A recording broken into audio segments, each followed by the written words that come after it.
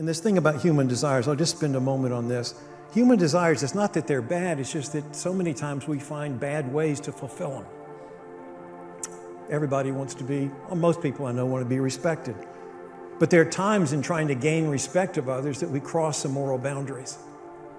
Maybe I'm going to gain respect of others because I can put other people down, or I can make fun of them, or I can dismiss them. We all want to be loved.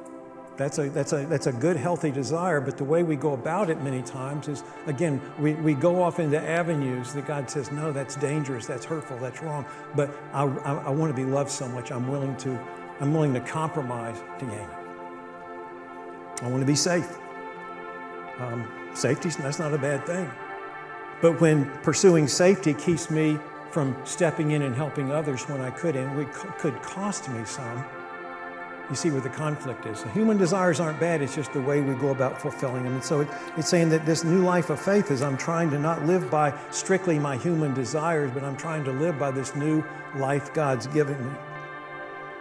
So it goes on to say, Peter says, he goes, in view of all this, all these things God has offered, he says, make every effort to respond to God's promises. Supplement your faith with a generous provision of moral excellence, and moral excellence with knowledge, and knowledge with self-control, self-control with patient endurance with godliness, and godliness with brotherly affection, and brotherly affection with love for everyone.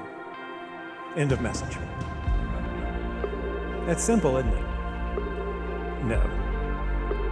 I'm going to take apart some of these specifics here because they're really, really important. And if you and I can get a handle on this, and this is not like, well, I go through my checklist, once I get there, I'm done.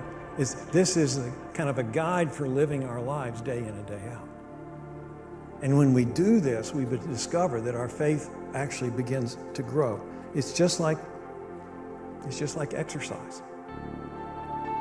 It's just like muscles. Once I use them and I learn to use them well, I now get the benefit from it.